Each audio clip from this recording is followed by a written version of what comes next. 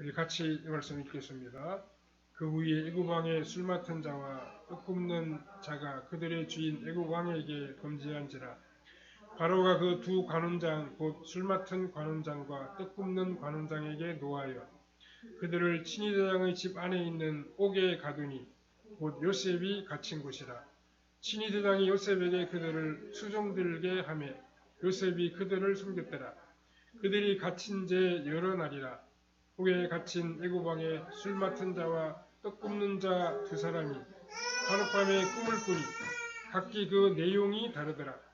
아침에 요셉이 들어가 보니 그들에게 근심의 빛이 있는지라. 요셉이 그 주인의 집에 자기와 함께 갇힌 바로의 신하들에게 묻되 어찌하여 오늘 당신들의 얼굴에 근심의 빛이 있나이까. 그들이 그에게 이르되 우리가 꿈을 꾸었으나 이를 해석할 자가 없도다. 요셉이 그들에게 이르되 해석은 하나님께 있지 아니하니까 청하건대 내게 이르소서. 술 맡은 관원장이 그의 꿈을 요셉에게 말하여 이르되 내가 꿈에 보니 내 앞에 포도나무가 있는데 그 나무에 새 가지가 있고 싹이 나고 꽃이 피고 포도송이가 익었고 내 손에 바로의 잔이 있기로 내가 포도를 따서 그 즙을 바로의 잔에 짜서 그 잔을 바로의 손에 들였노라. 요셉이 그에게 이르되 그 해석이 이러하니 새 가지는 사흘이라. 지금부터 사흘 안에 바로가 당신의 머리를 들고 당신의 전직을 회복시키리니 당신이 그 전에 술 맡은 자가 되었을 때 하던 것 같이 바로의 잔을 그의 손에 드리게 되리이다. 당신이 잘 드시거든 나를 생각하고 내게 은혜를 베풀어서 내 사정을 바로에게 아뢰어 이 집에서 나를 건져 주소서. 나는 히브리 땅에서 끌려온 자요 여기서도 옥에 갇힐 일은 행하지 아니하였나이다. 떡 굽는 관원장이 그 해석이 좋은 것을 보고 요셉에게 이르되 나도 꿈에 보니 흰떡 새 광주리가 내 머리에 있고 매 윗 광주리에 바로를 위하여 만든 각종 구운 음식이 있는데 새들이 내 머리의 광주리에서 그것을 먹더라. 요셉이 대답하여 이르되 그 해석은 이러하니 새 광주리는 사흘이라. 지금부터 사흘 안에 바로가 당신의 머리를 들고 당신을 나무에 달리니 새들이 당신의 고기를 뜯어 먹으리다 하더니 제3일은 바로의 생일이라. 바로가 그의 모든 신하를 위하여 잔치를 베풀 때 술 맡은 관원장과 떡 굽는 관원장에게 그의 신하들 중에 머리를 들게 하니라. 바로의 술 맡은 관원장은 전직을 회복하며 그가 잔을 바로의 손에 받들어 드렸고 떡 굽는 관원장은 매달리니 요셉이 그들에게 해석함과 같이 되었으나 술 맡은 관원장이 요셉을 기억하지 못하고 그를 잊었더라. 오늘은 꿈을 해석한 요셉이라는 제목으로 잠시 말씀을 생각해 보겠습니다. 요셉이 갇혀있는 감옥에 두 사람의 고위 관리가 들어왔습니다. 한 사람은 바로의 술을 책임지는 관리이고 다른 한 사람은 떡을 굽는 책임자였습니다. 옛날의 왕들은 다른 사람들이 자신을 언제 독살할지 모른다고 생각했기 때문에 가장 신이 많은 신하에게 음식을 맡겼습니다. 그런데 이 두 사람은 무엇인가 왕에게 미움을 받아 감옥에 들어오게 되었습니다. 오늘의 본문은 이 두 관리가 꾼 꿈을 요셉이 해석해 준 내용을 담고 있습니다. 우리는 이 본문을 통하여 오늘 우리에게 주시는 주님의 교훈을 발견해야 할 것입니다. 첫 번째로 바로왕의 두 신하가 감옥에 들어왔습니다. 보통 감방은 햇볕이 잘 들지 않습니다. 햇빛이 들지 않는 곳이라고 하는 말은 변화가 없는 장소라는 뜻입니다. 감옥 안에서 10년 혹은 20년 있다고 해서 다른 사람이 알아주는 것도 아니고 무슨 특별한 일이 생기는 것도 아닙니다. 감옥에서 석방될 때까지 그 안에서 가만히 있을 수밖에 없습니다. 그런데 요셉이 갇혀있는 곳에 조용한 변화의 조짐이 있었습니다. 바로를 측근에서 모시던 두 신하가 왕에게 미움을 받아 이 감옥에 들어오게 된 것입니다. 본문 1절과 3절에 보면 그 후에 애굽 왕의 술 맡은 자와 떡 굽는 자가 그들의 주인 애굽 왕에게 범죄한지라. 바로가 그 두 관원장 곧 술 맡은 관원장과 떡 굽는 관원장에게 노하여 그들을 친위대장의 집 안에 있는 옥에 가두니 곧 요셉이 갇힌 곳이라 라고 했습니다. 이 두 사람은 바로를 가장 가까이에서 모셨던 관리들입니다. 이 두 사람이 어떻게 왕의 미움을 받아 여기까지 오게 되었는지는 본문이 자세하게 밝혀주고 있지는 않습니다. 그러나 바로가 이 두 사람에게 크게 진노했다는 사실을 우리가 알 수 있습니다. 4절에 친위대장이 요셉에게 그들을 수종들게 하며 요셉이 그들을 섬겼더라. 그들이 갇힌 지 여러 날이라 라고 했습니다. 이 두 관리가 정식 재판을 받고 죄수의 신분으로 갇힌 것은 아닌 것으로 보입니다. 즉 바로가 너무 화가 나서 감옥에 가두기는 했지만 신분까지는 완전히 박탈하지를 않았습니다. 바로는 일단 이 두 사람을 옥에 가둔 후에 그들의 문제를 곰곰이 생각하면서 처리할 작정이었던 것 같습니다. 이처럼 이들은 미결수의 신분으로 여기에 왔기 때문에 아직 귀족의 신분을 유지하고 있었습니다. 그래서 친위대장은 요셉으로 하여금 이 두 사람을 섬기게 했습니다. 친위대장은 요셉을 기억하고 있었고 감옥 안에 있는 그를 여전히 자신의 노예처럼 부려먹고 있었습니다. 즉 그는 자신이 살아있는 한 요셉을 감옥 밖으로 내보낼 생각이 전혀 없었습니다. 요셉은 그런 상태에서 이 두 관리를 보살피는 책임을 맡게 되었습니다. 요셉에게는 감옥을 나갈 수 있다는 희망이나 가능성이 전혀 보이지 않고 있습니다. 여전히 그는 절망적인 상태에서 감옥 안에서 청춘을 다 보낼 수밖에 없는 그러한 형편이었습니다. 그러나 그 감옥 안에서도 하나님의 역사는 나타나고 있었습니다. 바로의 가장 가까운 신하인 이 두 사람이 요셉이 갇혀있는 그 감옥으로 온 일이 바로 그것입니다. 두 번째로 그 두 관리는 자신이 꾼 꿈을 해석할 수가 없었습니다. 바로의 두 신하는 비슷한 시간에 아주 의미심장한 꿈을 꾸고 큰 근심에 빠져들었습니다. 5절과 6절에 보면 옥에 갇힌 애굽 왕의 술 맡은 자와 떡 굽는 자 두 사람이 하룻밤에 꿈을 꾸니 각기 그 내용이 다르더라. 아침에 요셉이 들어가 보니 그들에게 근심의 빛이 있는지라 라고 했습니다. 원래 이 왕의 음식을 맡은 자들은 그 표정이 아주 중요했습니다.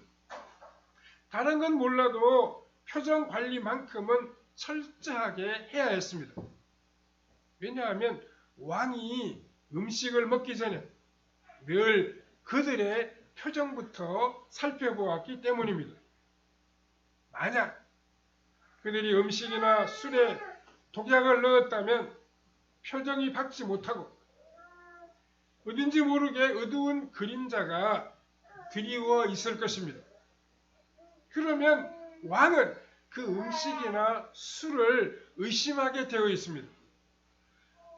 그래서 이 신하들은 개인적으로 아무리 어려운 일이 있어도 늘 밝은 표정을 해야 했습니다. 비록 감옥에 갇히기는 했지만 이 두 사람은 이런 매너 하나로 한평생을 살아온 사람들이었고 표정 관리에 아주 능숙한 사람들이었습니다. 그럼에도 불구하고 아침에 요셉이 그 방에 들어섰을 때 그들의 얼굴에 근심의 빛이 가득했습니다. 그래서 요셉이 그 이유를 물어보았습니다. 그랬더니 꿈 때문이라고 두 관리가 대답했습니다. 그때 요셉은 귀가 번쩍 뜨였습니다. 요셉은 별명이 무엇입니까? 요셉은 별명이 바로 꿈꾸는 사람입니다. 꿈이라면 요셉이 전문가라고 말할 수 있습니다. 8절에 그들이 그에게 이르되 우리가 꿈을 꾸었으나 이를 해석할 자가 없도다. 요셉이 그들에게 이르되 해석은 하나님께 있지 아니하니까 청하건대 내게 이르소서 라고 했습니다. 요셉은 두 관리의 꿈을 해석하는 일에 대단히 적극적으로 나서고 있습니다. 그럼 지금 두 사람의 불행을 통하여 무슨 큰 덕을 보려고 이렇게 적극적으로 나서고 있는 것이 아닙니다. 요셉은 정말 이 두 사람을 돕고 싶다는 선한 마음으로 이들에게 이야기를 하고 있는 것입니다. 요셉은 꿈꾸는 사람이었습니다. 그 꿈은 곧 하나님의 말씀이었습니다. 요셉이 감옥 안에서 수년 동안 견딜 수 있었던 것은 그 꿈을 해석하고 적용하는 일을 했기 때문입니다. 그에게는 하나님의 말씀이 있었습니다. 그래서 범민하는 이 두 사람을 쉽게 도울 수 있었습니다. 요셉은 하나님이 이 꿈을 주셨다면 그 해석도 자신에게 주실 것이라고 그렇게 믿었습니다. 그는 이 꿈을 놓고 많이 생각했고 해석을 주실 것을 기대했으며 자신의 삶에 적용하려고 애썼습니다. 그러던 중에 하나님을 모르는 이 두 신하의 꿈 이야기를 듣고 이것은 분명히 내가 풀 수 있을 것이라고 확신했던 것입니다. 오늘 우리는 문제를 가진 사람들을 주위에서 많이 만나게 됩니다. 그들의 문제는 자녀의 문제나 무슨 남편의 외도, 사업의 어려움 등 여러 가지가 있을 수 있습니다. 우리는 이 모든 어려운 문제들에 대한 해답이 하나님의 말씀 안에 있다는 사실을 분명히 알아야 합니다. 세상에서 아무리 어렵다고 하는 문제라고 하더라도 성경이 말씀하는 예수 그리스도에 관한 예언에 비하면 아무것도 아닙니다. 예수 그리스도께서 이 땅에 오셔서 죽으셨다가 부활해서 영광의 자리에 앉으신 그 일에 비하면 말할 수 없이 쉬운 것입니다. 하나님의 말씀에서 이런 진리를 이끌어내고 이런 진리를 자신의 삶에 적용할 수 있는 사람이라고 하면 어떤 어려운 문제도 다 풀어낼 수가 있습니다. 예수 그리스도에 대해 알려주신 하나님께서는 그 문제에 대한 해답도 반드시 자기 백성들에게 알려주실 것입니다. 세 번째로 요셉은 이 관리들의 꿈을 해석했습니다. 마침내 이 술 맡은 관원장이 먼저 꿈 이야기를 요셉에게 털어놓았습니다. 9절에서 11절에 보면 술 맡은 관원장이 그의 꿈을 요셉에게 말하여 이르되 내가 꿈에 보니 내 앞에 포도나무가 있는데 그 포도나무에 새 가지가 있고 싹이 나고 꽃이 피고 포도송이가 익었고 내 손에 바로의 잔이 있기로 내가 포도를 따서 그 즙을 바로의 잔에 짜서 그 잔을 바로의 손에 들였노라 라고 했습니다. 이에 대해서 요셉은 이 꿈을 어떻게 해석을 하고 있습니까? 12절 13절에 요셉이 그에게 이르되 그 해석이 이러하니 새 가지는 사흘이라. 지금부터 사흘 안에 바로가 당신의 머리를 들고 당신의 전직을 회복시키리니 당신이 그전에 술 맡은 자가 되었을 때 하던 것 같이 바로의 잔을 그의 손에 드리게 되리이다 라고 했습니다. 이 해석은 아주 명확하고 구체적입니다. 요셉은 당신이 참 좋은 꿈을 꾸었네요. 앞으로 잘 될 것 같습니다. 좋은 일이 있을 것 같습니다. 이렇게 막연하고 두루뭉실하게 이야기하지를 않았습니다. 이 해석에 모호한 부분이라고는 하나도 없습니다. 아마도 요셉은 이 꿈 이야기를 듣는 순간 성령님의 가르침으로 그 의미를 아주 분명하게 깨달았던 것 같습니다. 그래서 3일 안에 당신이 옛날의 그 직책으로 돌아갈 것이다. 이렇게 분명하게 이야기를 해 주었습니다. 요셉은 더 나아가서 14절 15절에서 당신이 잘 되시거든 나를 생각하고 내게 은혜를 베풀어서 내 사정을 바로에게 아뢰어 나를 이 집에서 건져 주소서. 나는 히브리 땅에서 끌려온 자요. 여기서도 옥에 갇힐 일은 행하지 아니하였나이다 라고 말하고 있습니다. 이것은 이 사람의 덕을 보겠다는 말이 아닙니다. 요셉은 이 사람이 복직될 것을 믿었기 때문에 하나님께서 이 사람을 통하여 자신을 이 감옥에서 나가게 하실 것이라고 생각했습니다. 이렇게 꿈의 해석이 너무나도 좋은 것을 보고 이번에는 떡 굽는 관원장이 자신의 꿈 이야기를 했습니다. 16절 17절에 떡 굽는 관원장이 그 해석이 좋은 것을 보고 요셉에게 이르되 나도 꿈에 보니 흰떡 새 광주리가 내 머리에 있고 맨 윗 광주리에 바로를 위하여 만든 각종 구운 음식이 있는데 새들이 내 머리의 광주리에서 그것을 먹더라 라고 했습니다. 요셉은 이 꿈을 두고 역시 즉각적으로 해석을 해 주었습니다. 18절 19절에 요셉이 대답하여 이르되 그 해석은 이러하니 새 광주리는 사흘이라. 지금부터 사흘 안에 바로가 당신의 머리를 들고 당신을 나무에 달리니 새들이 당신의 고기를 뜯어 먹으리이다 하더니 라고 말했습니다. 떡 굽는 관원장의 꿈에 대한 해석은 아주 불길했습니다. 즉 바로가 사흘 안에 그를 처형한다는 그런 내용이었습니다. 이번에도 요셉의 해석은 아주 명확했고 숨기는 것이 조금도 없었습니다. 이어지는 말씀은 그 후에 두 사람이 실제로 어떻게 되었는가를 우리에게 잘 보여주고 있습니다. 20절 22절에 보면 제3일은 바로 바로의 생일이라. 바로가 그의 모든 신하를 위하여 잔치를 베풀 때 술 맡은 관원장과 떡 굽는 관원장에게 그의 신하들 중에 머리를 들게 하니라. 바로의 술 맡은 관원장은 전직을 회복하며 그가 잔을 바로의 손에 받들어 드렸고 떡 굽는 관원장은 매달리니 요셉이 그들에게 해석함과 같이 되었으나 라고 말씀하고 있습니다. 요셉의 해몽대로 모든 일이 다 그대로 이루어졌습니다. 아무리 요셉이라고 해도 하루아침에 이렇게 명확한 해석과 구체적인 적용을 할 수가 없습니다.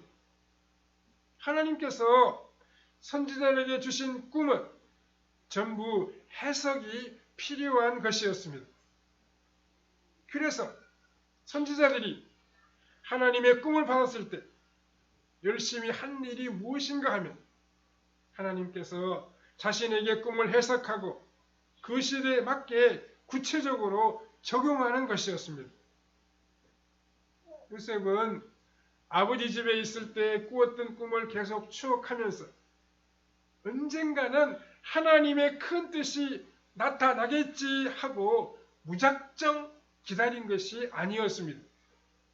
그는 계속 그 꿈을 생각했고 그 꿈을 해석했으며 자신이 살고 있는 시점에 적용했습니다.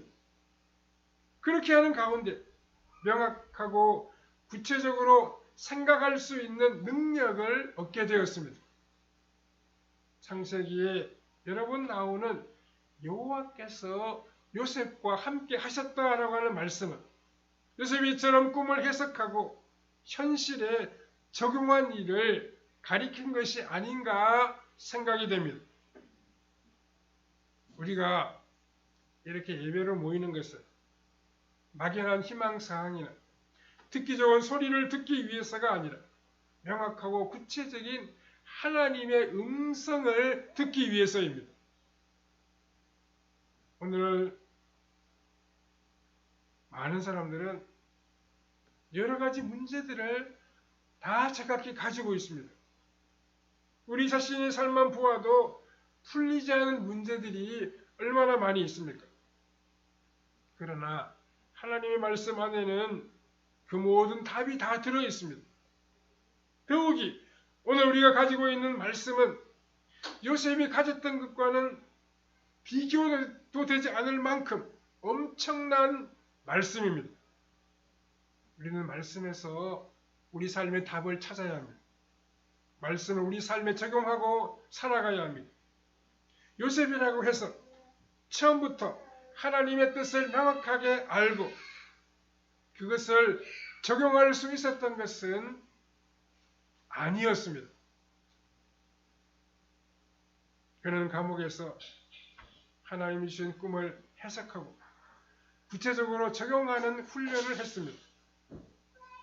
지금 이 두 간원장의 꿈을 해석하고 적용하는 것을 보면 그의 능력이 얼마나 높은 경지에 도달했는지 우리가 알 수 있습니다. 하나님의 말씀은 절대로 그냥 해석되지 않습니다. 그 말씀에 우리가 헌신해야 합니다. 그 말씀에 우리 삶의 모든 것을 다 걸어야 합니다.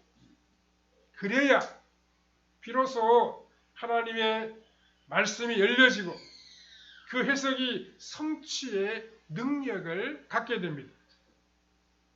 개인적인 희망사항은 누구나 다 말할 수 있습니다. 그러나 오늘 우리에게 필요한 말씀은 명확한 말씀, 아주 구체적으로 적용될 수 있는 말씀입니다. 내가 이렇게 하면 살겠구나 하고 깨달아지는 말씀입니다. 이렇게 말씀이 바로 해석되고 적용될 때 그 말씀이 이루어지는 놀라운 은혜가 나타나게 됩니다. 오늘 본문이 우리에게 말씀하시고 보여주는 것이 무엇입니까? 우리 눈에 보이는 것이 전부가 아니라는 사실입니다. 지금 요셉의 눈에는 그를 미워하는 친위 대장이 보입니다. 그는 이 감옥을 지배하고 있고 그가 있는 한 요셉은 영원히 감옥에 갇혀 있을지도 모릅니다. 그리고 세상은 자신의 뜻에 따라 사람을 복지시키기도 하고 사람의 목을 매달기도 하는 바로가 다스리고 있습니다. 그런데 요셉이 꿈을 통하여 본 것이 그 무엇입니까? 이 모든 것 뒤에 또 다른 세계가 있으며 그 세계를 주장하시는 분은 바로 우리 하나님이시라는 사실입니다. 하나님께서는 그 뜻을 요셉에게 보여주셨고 그 꿈의 해석대로 모든 것을 다 이루어 주셨습니다. 그러면 애굽의 바로왕은 무엇입니까? 하나님께서 사용하시는 하나의 도구에 불과합니다. 오늘 우리 시대에 필요한 사람은 어떤 사람입니까? 감옥에서, 실직 상태에서, 병중에서 끊임없이 하나님의 말씀을 묵상하고 해석하며 삶에 적용하는 훈련을 하는 사람들입니다. 바로 그런 사람들이 이 시대에 답을 던져줄 것입니다. 하나님께서는 그들을 통하여 이 세상의 모든 일을 이루어 가실 것입니다. 본문 23절에 보면 술 맡은 관원장이 요셉을 기억하지 못하고 그를 잊었더라 라고 했습니다. 요셉은 이 술 맡은 관원장의 도움으로 감옥에서 곧 나갈 줄 알았습니다. 그러나 그 관원장은 감옥에 나가 복직이 된 다음에 요셉을 잊어버렸습니다. 이 사람이 나가고 난 후 2년 동안 아마 요셉은 훨씬 더 침체되어 살았을지도 모릅니다. 그러나 그것은 아직 하나님의 때가 되지 않았기 때문입니다.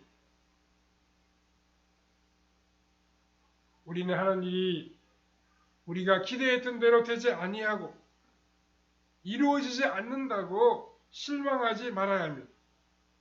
하나님께서 한번 하신 일은 반드시 이루어 주십니다. 하나님께서 징조를 보여주신 일은 크게 성취가 됩니다. 때가 되면 다 이루어지도록 되어 있습니다. 요셉은 하루라도 빨리 이 감옥에서 나가기를 원했을 것입니다.